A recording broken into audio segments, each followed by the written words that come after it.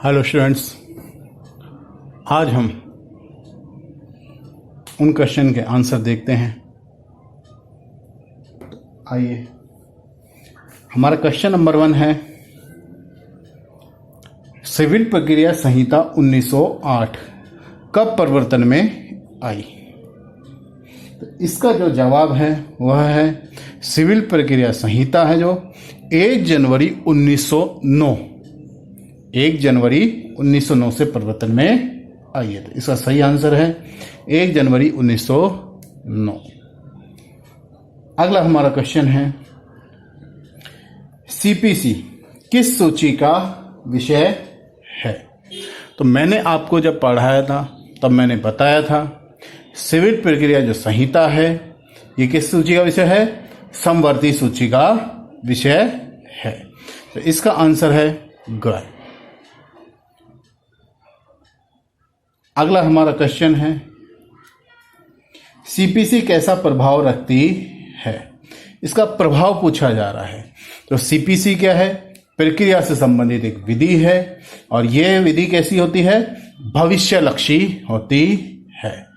मैंने आप लोगों को बताया था क्या सीपीसी का प्रभाव भूतलक्षी है, तो उसके जवाब में मैंने आप लोगों से कहा था कि सीपीसी भूतलक्षी नहीं है। तो भूतलक्षी नहीं है तो कैसी है?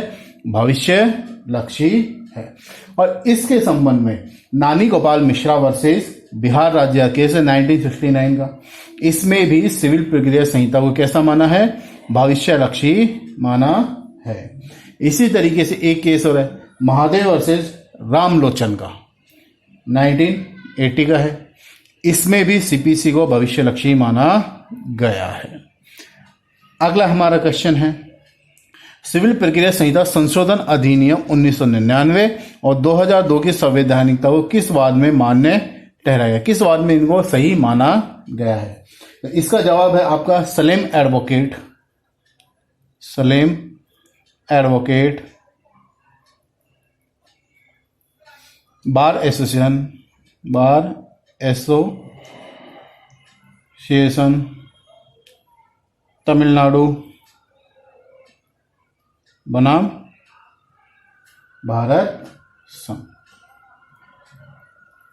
एक बार फिर बताता हूं मैं आपको, सिविल प्रक्रिया संहिता संशोधन अधिनियम 1999 और 2002 की संवैधानिकता को किस वाद में मान्य ठहराया गया है? तो आपका आंसर है Salem advocate bar association Tamil Nadu versus Bharat संघ के केस में इसे मान्य ठहराया गया है। अगला हमारा क्वेश्चन है, प्रारंभिक डिक्री की शुद्धता को अंतिम डिक्री के विरुद्ध जब अपील की जाती है तो उसमें विवादित नहीं किया जाएगा।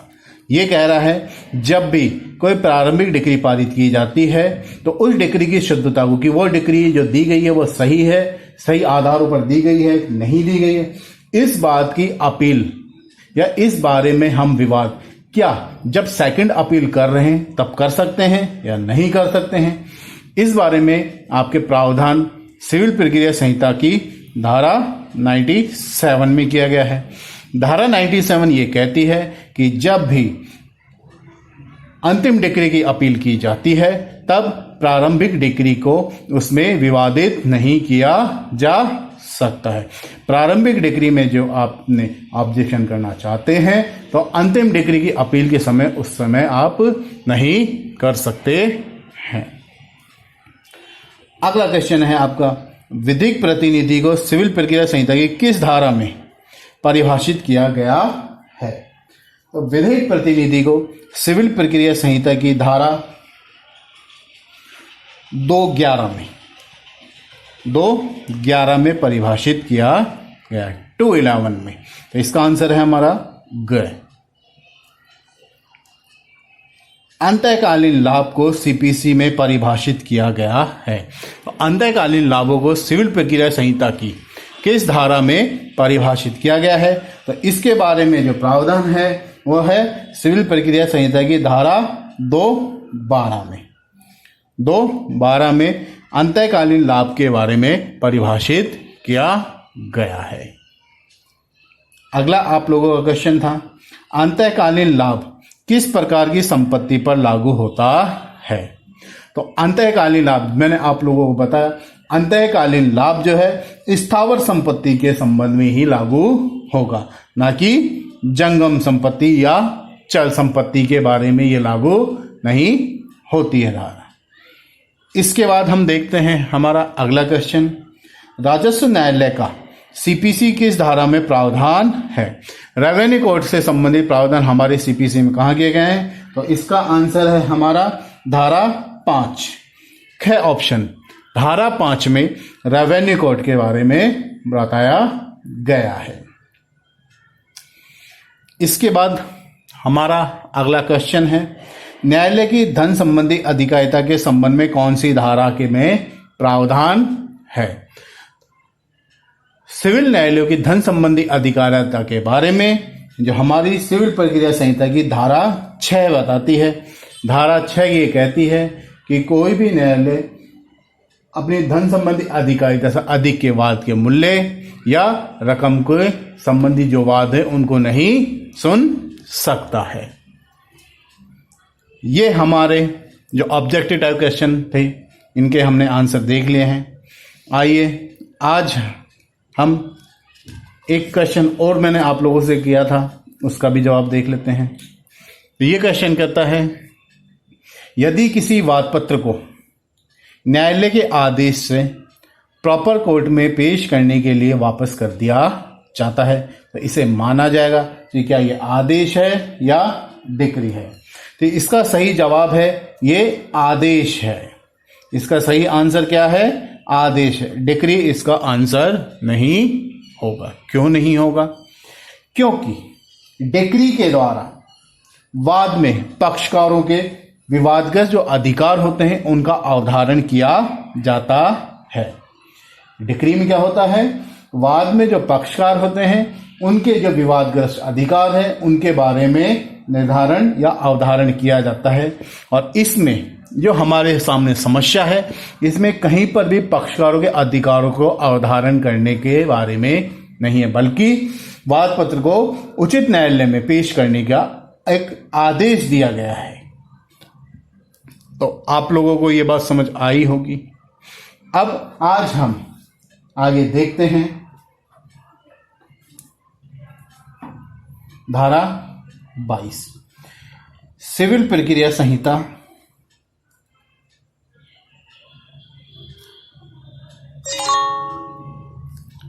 हमारी जो चल रही है इसकी हम धारा 22 आज देखते हैं।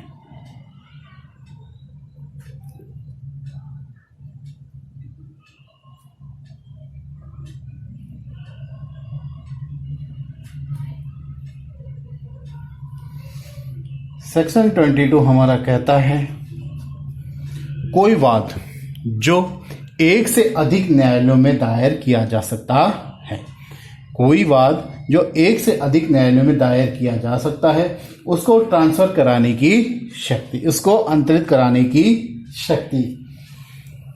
क्या कह रहा है सेक्शन 22? जो वाद एक से अधिक न्यायालयों में दायर किया जा सकता है उसको अंतरित कराने की शक्ति, ये हमारा सेक्शन 22 कहता है। तो जैसा कि हम लोगों ने देखा था सेक्शन 16 से लेकर 20 तक के प्रोविजन, उसमें सेक्शन 17, 18, 19, 20 यहाँ पर वादी को एक विकल्प मिल गया था कि वह अपने वादों को किसी भी एक न्यायालय में पेश कर सकता है, उसको वहां विकल्प था। जैसे सेक्शन 17 में हम देखते हैं कि जब वाद की विषय वस्तु दो या अधिक न्यायालयों में से किसी न्यायालय में आ रही है तो वहां वादी किसी भी एक न्यायालय में अपने वाद को ले जा सकता है, लेकिन जरूरी है कि उस न्यायालय के द्वारा उस विवाद के विषय की संपूर्ण जो रकम है उसके द्वारा क्या वह न्यायालय उसको सुनने के लिए सक्षम है या नहीं, इस बात को ध्यान में रखते हुए किसी भी न्यायालय में लेकर जा रहा है वादी। इसी तरीके से सेक्शन 18 में हमने देखा जहां अधिकारिता अनिश्चित है, वहां पर वाद जो है किसी भी न्यायालय में लेकर के जाया जा सकता है जिन न्यायालय की अधिकारिता की स्थानीय सीमाओं के भीतर वह वाद की विषय वस्तु स्थित है। सेक्शन 19 में हमने देखा शरीर या जंगम संपत्ति के प्रति किए गए दोषों के प्रतिकर के लिए वाद। तो हम वहां वाद कहां ला सकते थे, जहां पर ऐसा अपकृत्य किया गया है उस स्थान पर, या जहां प्रतिवादी वास्तव में स्वेच्छा से निवास करता है, कारोबार करता है या लाभ के लिए स्वयं कार्य करता है, वहां ला सकते हैं। सेक्शन 20 में हमने देखा यदि प्रतिवादी अकेला है तो या एक से अधिक प्रतिवादी हैं तो, और वाद के प्रारंभ के समय हर एक जो है वास्तव में स्वेच्छा से जहां निवास कर रहे हैं, वहां कारोबार कर रहे हैं, वहां या लाभ के लिए स्वयं कार्य कर रहे हैं, वहां ला सकते हैं। या जहां प्रतिवादी विभिन्न न्यायालयों की अधिकारिता की स्थानीय सीमाओं के भीतर निवास करते हैं, कारोबार करते हैं या लाभ के लिए स्वयं कार्य कर रहे हैं, तो उनमें से किसी भी स्थान पर लाया जा सकता है। लेकिन ऐसा तभी होगा जब अन्य प्रतिवादी उस बात के लिए सहमति दे दे, या अगर प्रतिवादी सहमति नहीं देते हैं तो न्यायालय की सहमति से ऐसा वाद लाया जा सकता है। सेक्शन 20 में हमने देखा था वाद उस स्थान पर भी लाया जा सकता है जहां वाद हेतु पूर्णतः या भागतः पैदा होते हैं, उन स्थानों पर भी वाद लाया जा सकता है। आज हम देख रहे हैं जो वाद एक से अधिक न्यायालय में से किसी में दायर किया जा सकता है तो उसको कर दिया गया है, और फिर उसको ट्रांसफर कराने की शक्ति, पहली बात तो ऐसी शक्ति किसकी है, ये किसकी है, ये देखना है इसका जवाब हमें। आवेदन जो है कब होगा, ये हमें देखना है। तो सेक्शन 22 में कह रहा है कि कोई वाद जो दो या दो से अधिक न्यायालयों में से किसी एक में दायर किया जा सकता है, ठीक है, और ऐसे न्यायालय में से किसी एक में दायर किया गया है, दो या अधिक में से किसी में कर सकते हैं और उनमें से किसी एक में हमने कर दिया है, तो वहां पर इस वाद को अंतित कराने की शक्ति किसकी हुई, प्रतिवादी।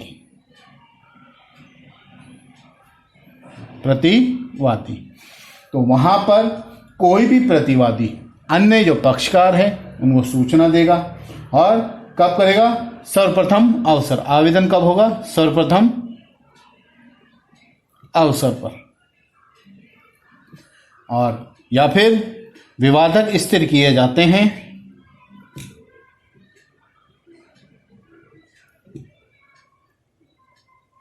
तो विवादकों के स्थिर करने से पहले या उनको स्थिर करने के समय करेगा। क्या करेगा, किसी अन्य न्यायालय में वाद का अंतरण करने के लिए आवेदन करेगा। फिर वह न्यायालय जिससे ऐसा आवेदन किया गया है वो क्या करेगा, अन्य पक्षकारों को यदि हैं तो उनको क्या करेगा, उनके आक्षेप कोई हैं तो उनको विचार करने के पश्चात यह आधारित करेगा कि अधिकारिता रखने वाले कई न्यायालयों में किस न्यायालय में वाद चलेगा। तो कुल मिलाकर के मैं कह सकता हूं सेक्शन 22 इतना कहता है कि अगर कोई वाद एक से अधिक न्यायालय में किसी में दायर किया जा सकता है और आपने उसमें दायर कर दिया है तो वहां प्रतिवादी को इस बात के लिए शक्ति दी गई है कि वह वाद का ट्रांसफर कराने के लिए आवेदन न्यायालय को कर सकता है। और ऐसा जो आवेदन है सर्वप्रथम अवसर पर या विवादक स्थिर किए जाते हैं, उसको स्थिर किए जाते हैं तो ऐसे स्थिरीकरण के समय या उसके पहले करेगा और उस न्यायालय में कर देगा जहां ऐसा वाद दायर किया गया, और अन्य न्यायालय को अंतरण करने के लिए आवेदन कर सकेगा। अब न्यायालय क्या करेगा, जब ऐसा आवेदन प्राप्त होता है तो अन्य पक्षकार यदि हैं तो उनके आक्षेप हैं तो उनको सुनेगा, और सुनने के पश्चात यह अवधारण कर देगा कि जब अधिकारिता रखने वाले कई न्यायालयों में से किस न्यायालय में वाद चलेगा, उसके लिए वह आगे विचारण करेगा। सेक्शन 23 कहता है आपका ऐसा आवेदन, यहां पे जो हमने अभी आवेदन देखा है सेक्शन 22 में जो आवेदन देखा है, आवेदन किस न्यायालय में होगा, किस न्यायालय में होगा, ये कह रहा है। आवेदन किस न्यायालय में होगा, तो ये कहता है मान लीजिए अधिकारिता रखने वाले कई न्यायालय, यदि वो एक ही अपील न्यायालय के अधीनस्थ है तो धारा 22 के अधीन जो आवेदन किया है वो कहाँ होगा, उस अपील न्यायालय में किया जाएगा। क्या कह रहा है, जो कई न्यायालय जो बताए हैं,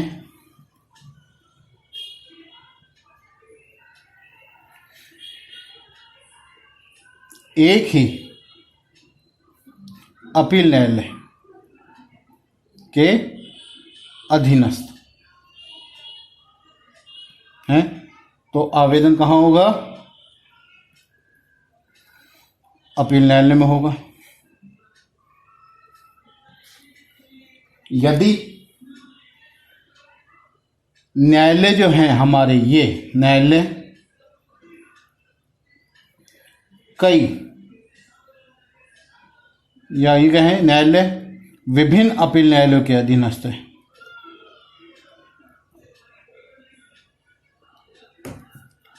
अधीनस्थ है तो आवेदन कहाँ होगा, हाई कोर्ट में होगा। और मान लीजिए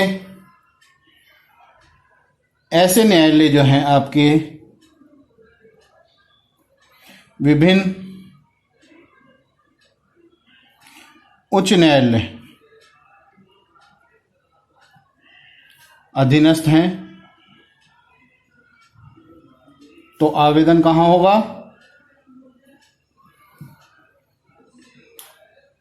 उस उच्च न्यायालय में होगा।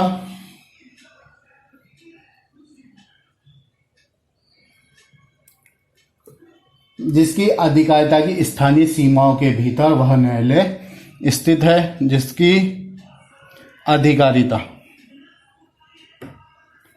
की स्थानीय सीमाओं के भीतर वह न्यायालय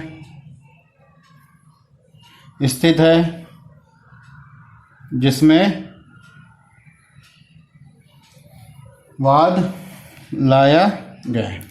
अब मैं आपको सेक्शन 23 क्या कह रहा है बता देता हूँ। सेक्शन 23 भी कहता है कि जो आप आवेदन कर रहे हैं टू सेक्शन 22 में, वो आवेदन किस न्यायालय में किया जाएगा। यदि न्यायालय जब जिनमें हम वाद ला रहे थे वो दो या अधिक न्यायालय जो अगर एक ही अपील न्यायालय के अधीनस्थ आते हैं तो वहाँ आवेदन हम कहाँ करेंगे, उस अपील न्यायालय को करेंगे। यदि हमारे न्यायालय विभिन्न अपील न्यायालयों के अधीनस्थ आते हैं तो वहाँ हम आवेदन कहाँ करेंगे, उच्च न्यायालय में करेंगे। यदि हमारे वो न्यायालय दो या अधिक जिनमें वाद लाया जा सकता है और उनमें से किसी एक में लाया गया है, वो अगर विभिन्न उच्च न्यायालयों के अधीनस्थ है तो हम उस उच्च न्यायालय में आवेदन करेंगे जिसकी स्थानीय अधिकारिता की सीमाओं के भीतर वह वाद लाया गया है। उम्मीद करता हूं आपको सेक्शन 22 और 23 समझ में आया होगा और हमारे जो क्वेश्चन थे उनके आंसर भी आपको मिल गए हैं। धन्यवाद।